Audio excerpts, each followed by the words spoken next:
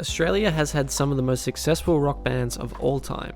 We have had steady flow of musicians getting popular overseas and in Australia, enough to encourage anyone from this country to pick up a guitar and to start playing in a band. Though with so many people keen to try and start a band, and with the internet becoming a large player in how we consume music now, standing out amongst the crowd can be extremely difficult.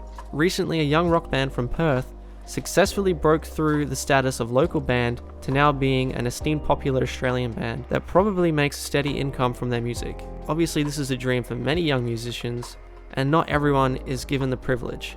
It is my opinion though that Spacey Jane had a clear strategy or direction to become noticed, and I think it's one we can all learn from if we aspire for credentials like theirs. So if you weren't aware, Spacey Jane are an indie rock band from Perth who have been around since 2016.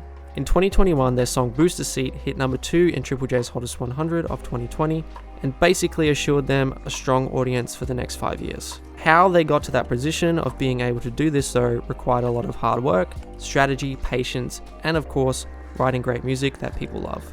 I want to show you how I think they achieved this from my outside perspective as being a fan of theirs for the past 5 years. Before I did this YouTube channel, I ran a radio show at a community station in Perth where I played local rock music for about 3 years. My show ran from 2016 to 2019, and I was first introduced to Spacey Jane in 2017 when I heard their first singles released and uploaded to Triple J Unearthed.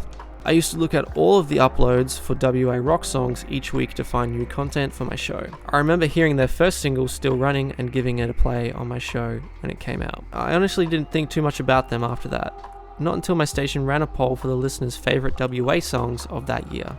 Spacey Jane got a lot of votes. Their second single, Feeding the Family, finished behind Methyl Ethel's Ubu and 2 Stella Donnelly songs of that year. I was impressed with how many locals voted for them, despite not having any Triple J attention like the 2 other artists above them did. This made me aware of some of the first things that they were doing which were really important to grow a fan base in Perth, and to get closer to becoming what they are now. I'm going to point these things out now, and just to be clear, some of these are quite obvious, I know, but some points you may not have considered, and may be able to apply with your own musical endeavours. Also, I need to point out that the Spacey Jane blueprint to success is not the only way to find a large audience in Australia. There are other ways that I'll refer to at the end of this video. This blueprint may not work for everyone too, and it's based on my opinions, so feel free to disagree in the comments.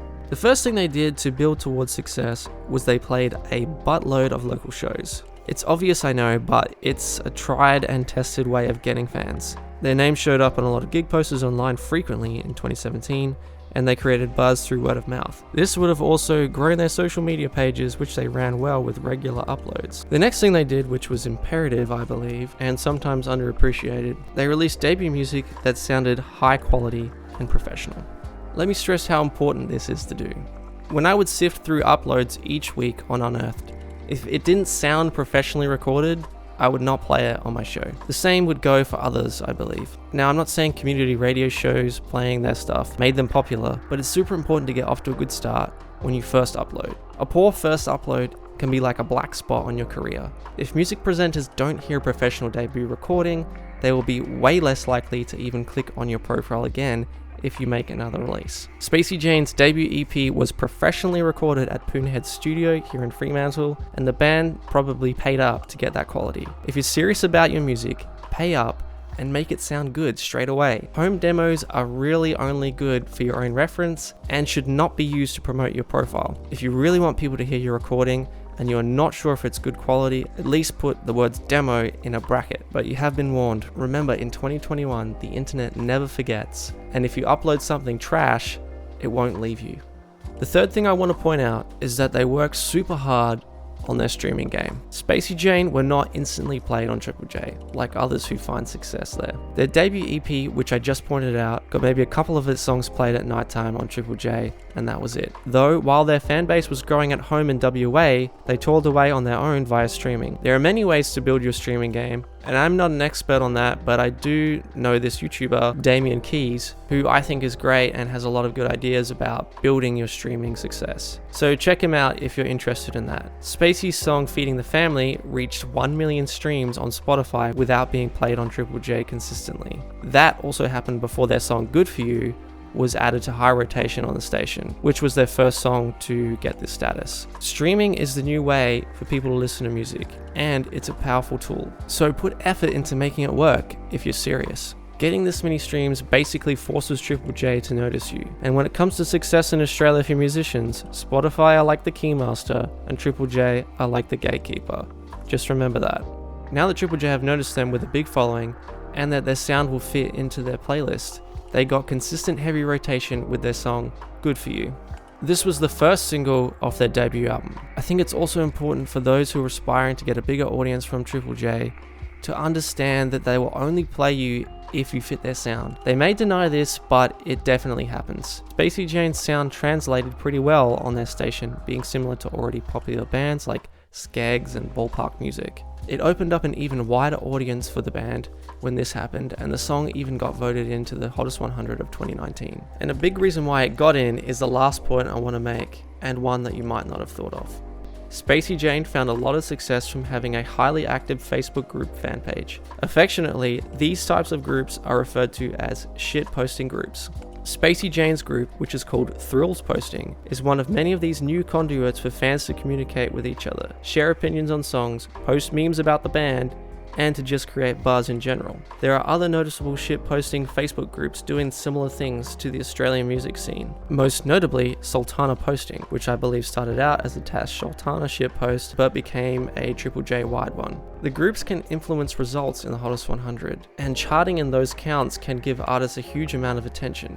Apparently, the Sultana Posting group was a big reason why Ocean Alley's Confidence won 2018's Hottest 100. In 2020, Spacey Jane's group was consistently active, with fans posting on there creating buzz. The power of this online community propelled them to a number 2 spot in the 2020 Hottest 100. Leading up to the count, there were multiple posts every day reminding people to vote and sustaining buzz for the band. If you start your own band, it may also be smart to start your own shitpost group with it. So that's how they achieved all this great success in Australia, which has now led to great record and booking deals for them, and means they can live every muso's dream of earning money from their passion for music.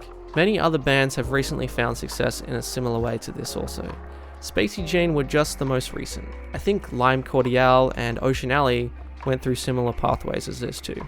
They firstly grew a local audience and built their streams to get noticed by Triple J. Eventually, they got played and made a Hottest 100 from seemingly nowhere. Now they both get heavy rotation and are heavy hitters on the station, as well as the Australian music scene. As I mentioned earlier, this is not the only way to find success, but I think it's the best way that you can control your own destiny as much as possible. I believe there are other ways to get to this position of power in the Australian music scene. First is what I would call getting plucked by Triple J. Sometimes if you're either very talented or very lucky, you can skip the first 3 steps of Spacey Jane's blueprint, and Triple J will just play you without any buzz created. This happened for the likes of Ruby Fields, G-Flip, Tones and I, and Middle Kids. For example, when Middle Kids uploaded Edge of Town to Unearthed, Triple J loved it so much they put it on rotation instantly. The band had never even played the song live together before. This pluck system can be extremely frustrating for musicians though, with it often feeling like a lucky dip.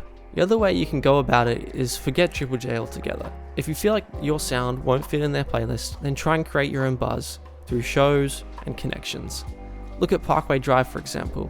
They got massive without any Triple J attention. That was all from playing shows and making buzz. One last point I'd also like to make is that I know some of you are probably thinking, isn't making music not all about finding fans and making money?